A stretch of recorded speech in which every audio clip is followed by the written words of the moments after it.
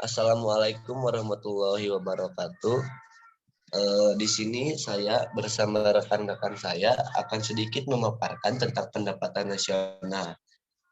Di sini saya dari kelompok 2 beranggotakan 6 orang. Yang pertama ada Rizky Safarudin, yang kedua ada Sinta Nurul Fitri, yang ketiga ada Siti Nuraisah, yang keempat ada Sofa Marwah Al-Munawwaroh, yang kelima ada Tazkiyah Aulia, dan yang terakhir saya sendiri, Zain Kauliah Hamdani Supadi.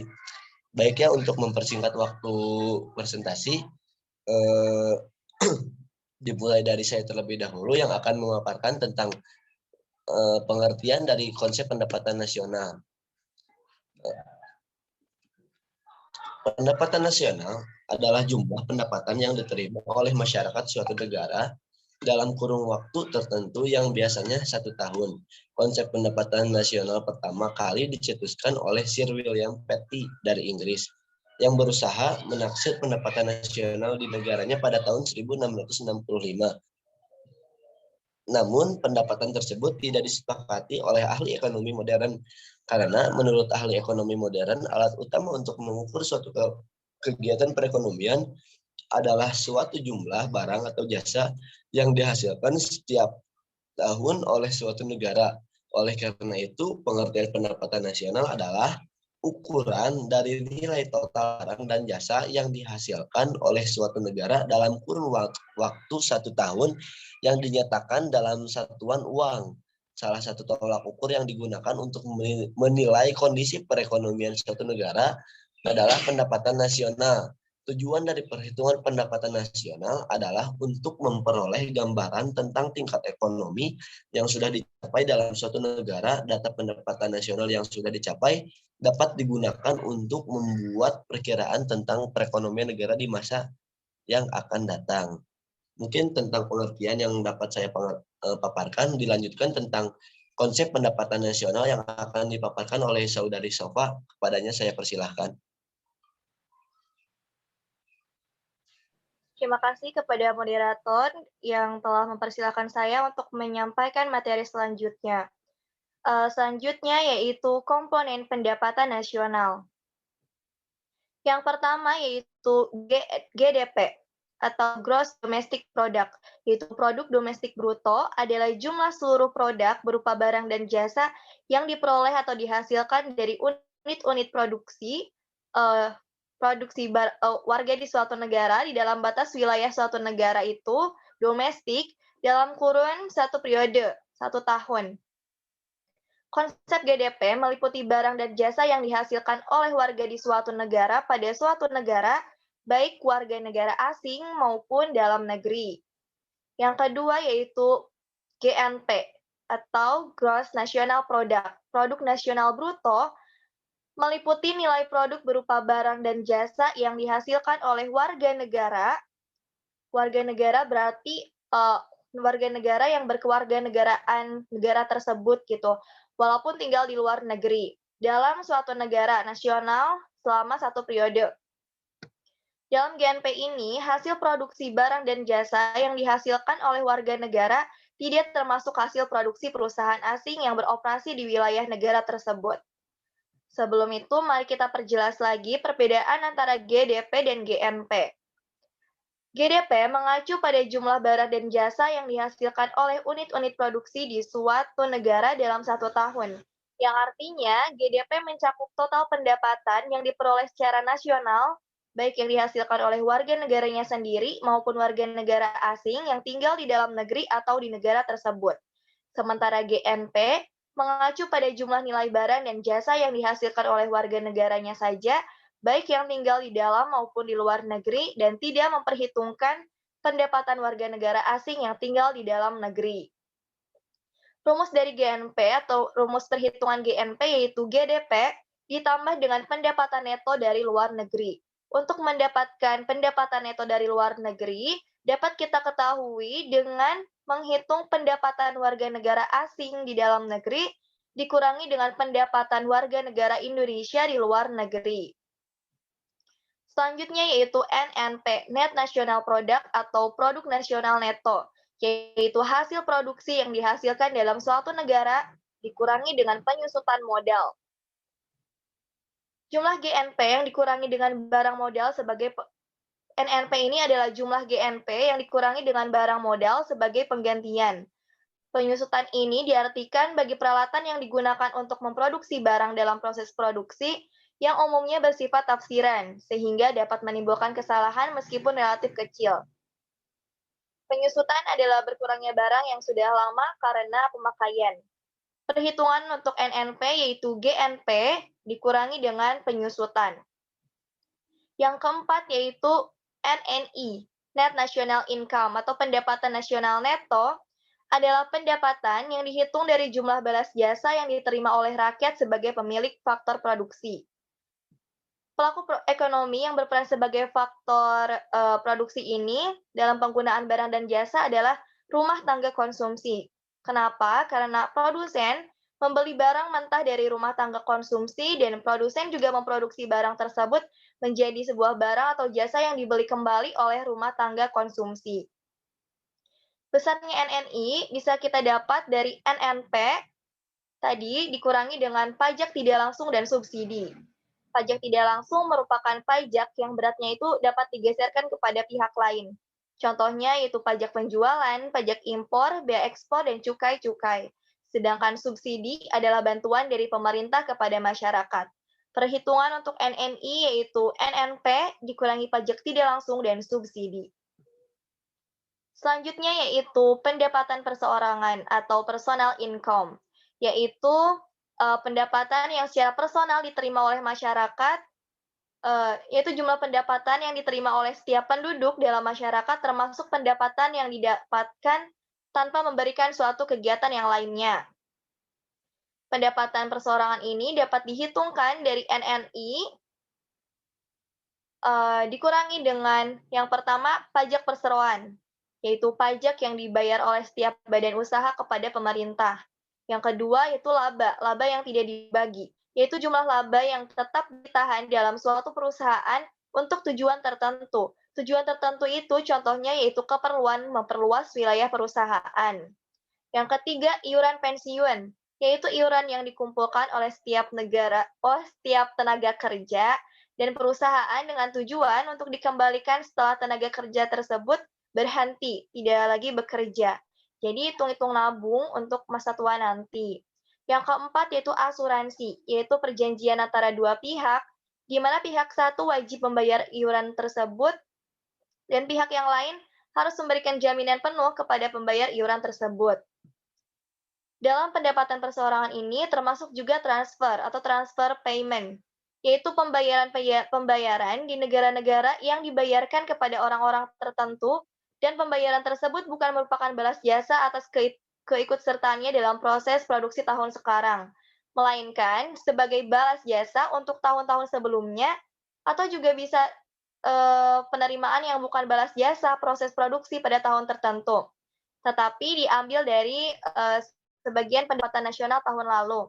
Contohnya yaitu pembayaran dana untuk orang yang pensiun, tunjangan sosial, tunjangan untuk bekas para pejuang, dan tambahan utang pemerintah dan sebagainya. Selanjutnya yaitu tadi perhitungan untuk personal income yaitu NNI dikurangi dengan dana sosial yaitu berupa iuran, asuransi, laba ditahan, pajak perseroan, dan transfer payment. Yang terakhir yaitu pendapatan yang siap dibelanjakan atau disposable income, yaitu pendapatan yang benar-benar diterima oleh masyarakat, yang siap untuk dibelanjakan atau dimanfaatkan. Disposable income diperoleh dari personal income setelah dikurangi dengan pajak langsung. Pajak langsung adalah pajak yang beratnya tidak bisa dialihkan kepada pihak lain atau langsung ditanggung jawab oleh si wajib pajak. Contohnya yaitu pajak dari pendapatan. Perhitungan dari disposable income yaitu personal income (PI) dikurangi dengan pajak langsung. Itulah tadi mengenai konsep pendapatan nasional yang perlu kita pahami. Sekian pemaparan materi dari saya. Selanjutnya saya kembalikan kepada moderator. Baik, terima kasih Saudari Sopa ya atas pemaparannya tentang konsep pendapatan nasional. Mungkin di poin ketiga akan dilanjutkan oleh Saudari Tazkia tentang perhitungan pendapatan nasional. Untuknya saya persilahkan.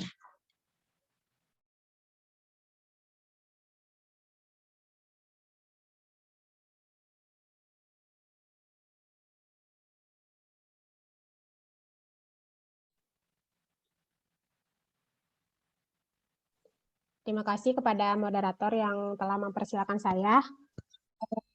Itu PPT-nya, maaf.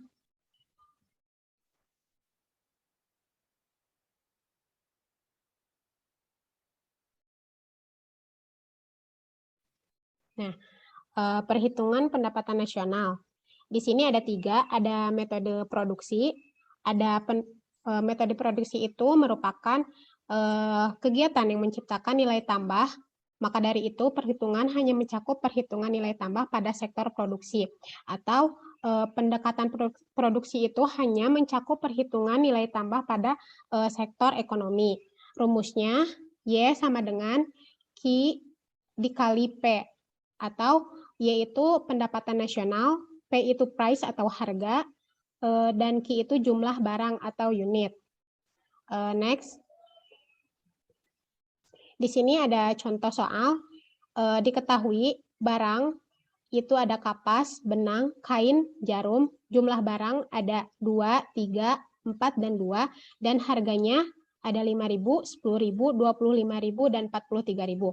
Di sini ditanyakan pendapatan nasional produksi, maka kita bisa jawab dengan rumus tadi, Y sama dengan Q1 dikali P1 plus Q2 dikali P2 plus Q3 dikali P3 plus Q4 harusnya dikali P4. Atau di sini barang yang pertama itu adalah kapas dengan jumlah 2 dikali harga 5.000 ditambah 3 dikali 10.000 ditambah 4 dikali 25.000 ditambah 2 dikali 43.000. Maka sama dengan 10.000 ditambah 30.000 ditambah 100.000 ditambah 86.000 jadi 226.000. Maka dapat kita ketahui bahwa pendapatan nasional dari produksi yang ditanyakan ini adalah 226.000. Selanjutnya ada metode pendekatan pendapatan nasional, metode pendapatan. Metode pendapatan ini berdasarkan dihitung dengan menjumlahkan seluruh pendapatan yang diterima masyarakat, yaitu ada upah dengan rumus W, sewa, bunga, dan keuntungan atau profit. Maka rumusnya dapat diketahui Y sama dengan W plus R plus I plus P, atau pendapatan nasional W adalah gaji ditambah sewa ditambah bunga dan ditambah profit atau pendapatan. Next. Nah, ini diketahui sewa ada 700 juta, upah 900 juta, bunga 400 juta, laba 400 juta, dan investasi 600 juta. Maka ditanyakan, hitunglah besarnya pendapatan nasional dari sisi pendapatan. Dijawab, rumusnya adalah Y sama dengan W plus R plus I plus P. Nah, di sini dapat diketahui upahnya adalah 900 ditambah sewa ada 700 ditambah bunga 400 dan terakhir adalah profit atau laba ada 400. Maka 900 ditambah 700 ditambah 400 ditambah 400 sama dengan 2.400. Di sini ada investasi, ini tidak dihitung karena tidak masuk ke dalam rumus gitu. Next, terakhir ada perhitungan pendapatan nasional metode pengeluaran. Nah, metode ini itu menggunakan pendekatan pengeluaran yang dilakukan dengan cara menjumlahkan seluruh pengeluaran berbagai sektor ekonomi, yaitu ada konsumsi, investasi, lalu ada pengeluaran pemerintah, dan terakhir ekspor dan impor, dan nilai impor.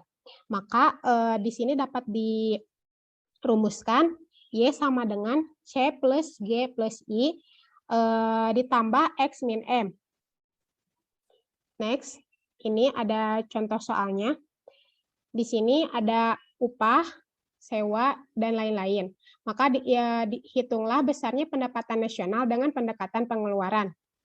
Maka dapat dihitung konsumsi atau C itu ada 2.600, itu 500 itu investasi atau I, ditambah X min M. X itu ekspor, ada 1.300 dan M itu impor 1.250. Maka dapat kita jumlahkan 2.600 ditambah 1.200 ditambah 1.500 adalah 5.300 ditambah 1.300 dikurangi 1.250 itu ada 50. Maka pendapatan nasional dengan pendekatan pengeluaran adalah 5.350. Hanya itu yang bisa saya sampaikan. Saya kembalikan kepada moderator.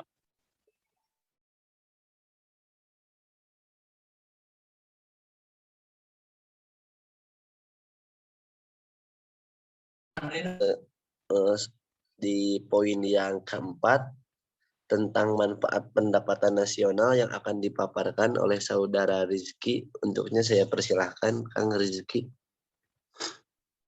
Baik, terima kasih kepada moderator telah memberikan kesempatan kepada saya untuk menyampaikan materi mengenai manfaat pendapatan nasional. Baik teman-teman sekalian, di sini terdapat beberapa manfaat dari pendapatan nasional. Manfaat yang pertama itu untuk mengukur laju pertumbuhan ekonomi nasional. Dengan adanya pendapatan nasional, negara bisa tahu apakah ada peningkatan dari laju pertumbuhan ekonomi negara dari tahun ke tahun, mengalami kemajuan atau kemunduran, sehingga bisa dilakukan evaluasi ke depannya. Yang kedua adalah untuk membandingkan kemajuan perekonomian suatu negara. Dari sini bisa dilihat mana saja negara yang masuk kategori negara maju dan berkembang. Semakin tinggi pendapatan nasionalnya berarti negara tersebut semakin maju. Yang ketiga itu untuk mengetahui struktur perekonomian suatu negara. Kita bisa lihat suatu negara mendapatkan pendapatan paling tinggi dari sektor mana, apakah pertanian atau industri. Yang keempat, menjadi landasan perumusan kebijakan pemerintah. Setelah pemerintah mengetahui tingkat perekonomian negaranya, maka bisa dilakukan evaluasi terkait dengan kebijakan agar bisa ditingkatkan lagi. Yang kelima itu mengetahui dan menelaah struktur perekonomian nasional. Data pendapatan nasional dapat digunakan untuk menggolongkan suatu negara menjadi negara industri pertanian atau negara lain. Contohnya berdasarkan perhitungan pendapatan nasional dapat diketahui bahwa Indonesia termasuk negara pertanian atau agraris, Jepang merupakan negara industri, Singapura termasuk negara yang unggul di sektor jasa, dan sebagainya. Manfaat yang keenam itu menentukan besarnya kontribusi berbagai sektor perekonomian terhadap pendapatan nasional. Misalnya sektor pertanian, pertambangan, industri, perdagangan, jasa, dan sebagainya. Data tersebut juga digunakan untuk membandingkan kemajuan perekonomian dari waktu ke waktu, membandingkan perekonomian antar negara atau antar daerah, dan sebagai landasan perumusan kebijakan pemerintah. Untuk manfaat yang ketujuh ada untuk mendapatkan informasi soal tingkat kemakmuran masyarakat. Kalau ingin tahu seperti apa tingkat kemakmuran masyarakat dalam suatu negara, pemerintah suatu negara lazimnya akan melakukan perhitungan pendapatan nasional. Mengetahui tingkat kemakmuran dapat membuat pemerintah negara tersebut mendapat informasi-informasi lain yang mempengaruhi tingkat ekonomi tersebut, seperti kualitas hidup masyarakatnya, serta standar hidup yang berlaku di lingkungan masyarakat tersebut. Untuk manfaat selanjutnya itu membantu pemerintah untuk melakukan evaluasi dan mengukur perubahan yang terjadi. Setelah melakukan perhitungan pendapatan nasional, maka pemerintah suatu negara akan langsung tahu bagaimana tingkat kemakmuran rakyatnya. Ini tentu akan membantu pemerintah negara tersebut, terutama saat melakukan evaluasi. Nanti adapun evaluasi yang dilakukan biasanya menyangkut kebijakan ekonomi yang sudah mereka lakukan selama ini. Tak sampai di situ, perhitungan pendapatan nasional juga membantu pemerintah melihat perubahan yang terjadi di negaranya, terutama di sektor ekonomi. Hasil perhitungan pendapatan nasional akan menunjukkan grafik perubahan ekonomi suatu negara dari waktu ke waktu. Inilah mengapa pemerintah bisa melihat perubahan ekonomi di negaranya dengan mudah. Sekian penyampaian materi dari saya mengenai manfaat pendapatan nasional. Untuk selanjutnya saya kembalikan kepada moderator.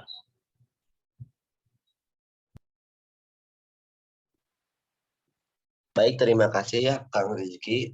Di poin berikutnya, faktor yang mempengaruhi pendapatan nasional akan dipaparkan oleh saudari Sinta. Untuknya saya persilahkan.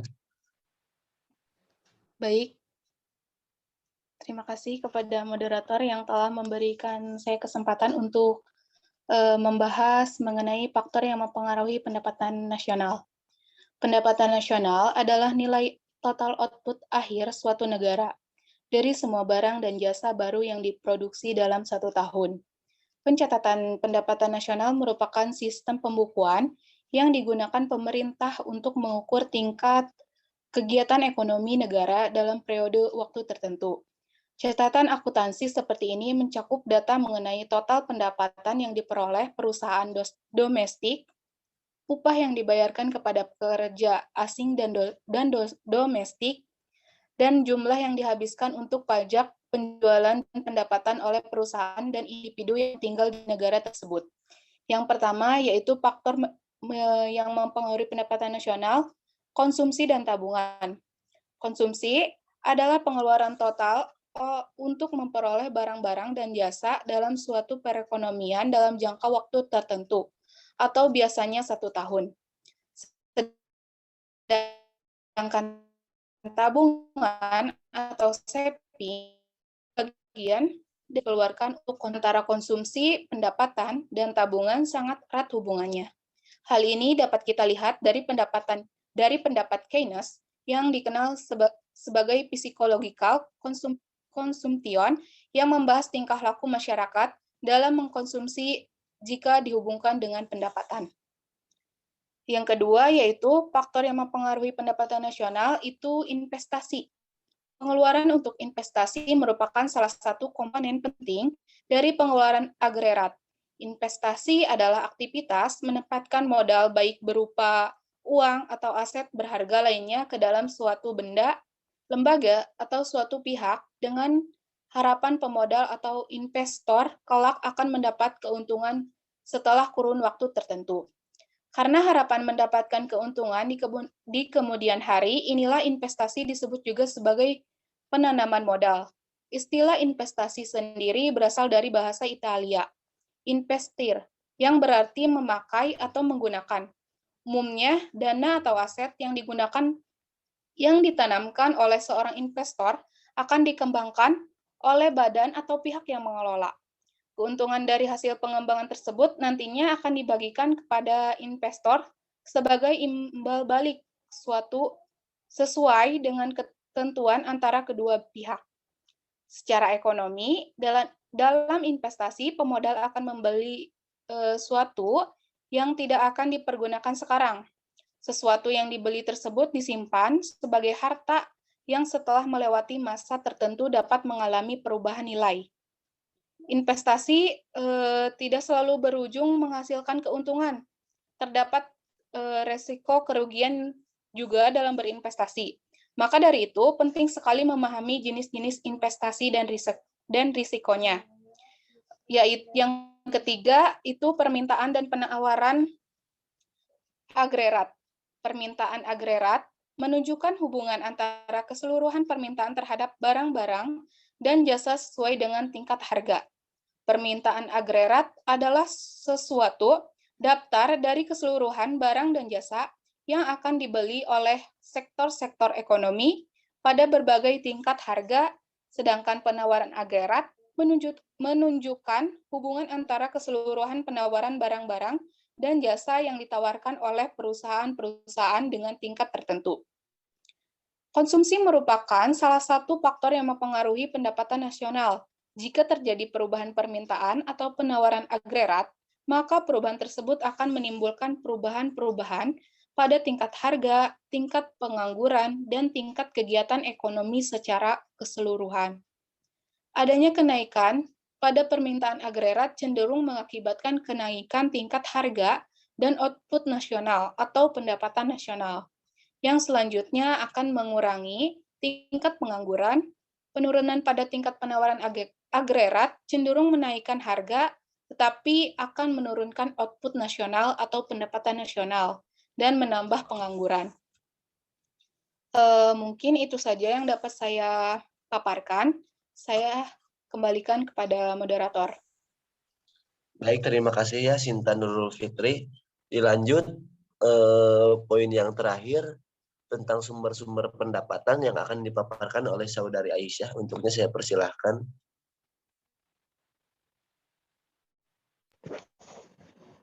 Baik, terima kasih kepada moderator atas waktunya. Saya akan menjelaskan tentang sumber-sumber pendapatan nasional. Pertama, sumber pendapatan nasional, pendapatan pajak. Pendapatan pajak menjadi sumber dana negara dan pendukung persediaan kas negara.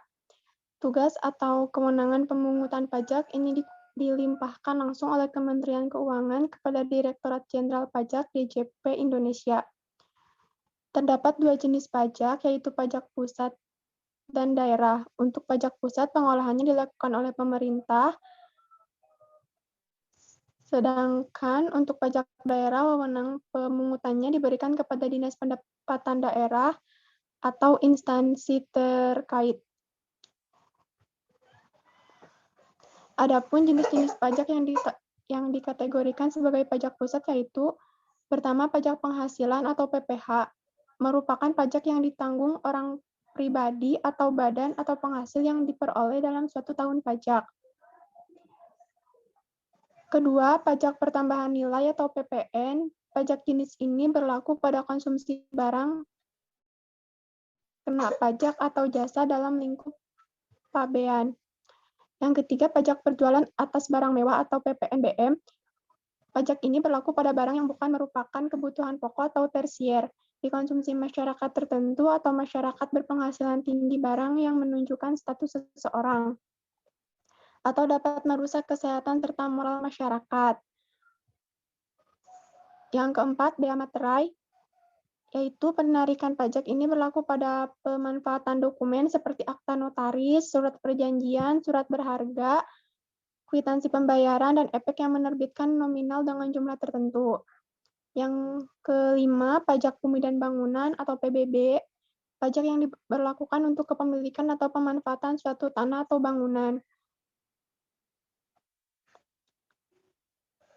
Selain itu, penerimaan perpajakan masih ditambah oleh kepabean dan cukai yang pemungutannya diamanatkan kepada Direktorat Jenderal Bea dan Cukai untuk menarik bea masuk dari barang-barang impor. Yang keenam, pendapatan penerimaan negara bukan pajak PNBP. PNBP ialah pungutan yang dibayar individu atau badan tertentu dengan memperoleh manfaat langsung maupun tidak langsung atas layanan atau pemanfaatan sumber daya. Hak yang diperoleh negara menjadi penerimaan pemerintah pusat di luar penerimaan perpajakan dan hibah, serta dikelola lewat mekanisme APBN. Sumber pendapatan jenis ini mencakup seluruh penerimaan pemerintah pusat yang berasal bukan dari penerimaan perpajakan. Adapun yang termasuk objek PNBP adalah pertama, penerimaan sumber daya alam, yang kedua, kekayaan negara yang dipisahkan, yang ketiga, pendapatan badan layanan umum, yang terakhir, PNBP lainnya. PNBP lainnya itu juga diperoleh dengan cara memanfaatkan barang milik negara seperti sewa tanah dan bangunan. Yang kedua, pendapatan hibah. Menurut Kamus Besar Bahasa Indonesia, hibah berarti pemberian dengan sukarela dengan mengalihkan hak atas suatu kepada orang lain. Mengacu pada undang-undang, hibah disebut sebagai penerimaan negara baik devisa atau devisa yang dirupiahkan, jasa atas surat berharga yang diterima, dan pemberian hibah yang tidak perlu dibayarkan kembali dan tidak pula mengikat baik dari dalam maupun luar negeri. Adapun jenis-jenis hibah ialah pertama, hibah terencana. Jenis ini dijalankan melalui mekanisme perencanaan dan dicatat dalam daftar rencana kegiatan hibah. Yang kedua, hibah langsung. Hibah jenis ini disebut sebagai hibah non-DRKH, yaitu hibah yang dilaksanakan tanpa melalui mekanisme perencanaan. Yang ketiga, hibah melalui KPPN. Untuk proses penarikannya dilaksanakan di Bendahara Umum Negara dan Kantor Pelayanan Perbendaharaan Negara. Yang keempat, hibah tanpa melalui KPPN. Sesuai namanya, proses penarikan dana hibah jenis ini tidak dilaksanakan di BUN maupun KPPN. Yang kelima, hibah dalam negeri. Hibah ini berasal dari lembaga keuangan dan non-keuangan dalam negeri, pemerintah daerah, perusahaan asing yang berdomisili dan beroperasi di Indonesia, serta lembaga lain maupun perorangan. Dan yang terakhir, hibah luar negeri. Hibah yang diberikan oleh negara asing, lembaga Perserikatan Bangsa-Bangsa atau PBB, lembaga keuangan asing, lembaga multilateral, lembaga non-keuangan asing, lembaga keuangan berdomisili dan beroperasi di luar negeri, dan perorangan. Sekian yang dapat saya sampaikan. Terima kasih.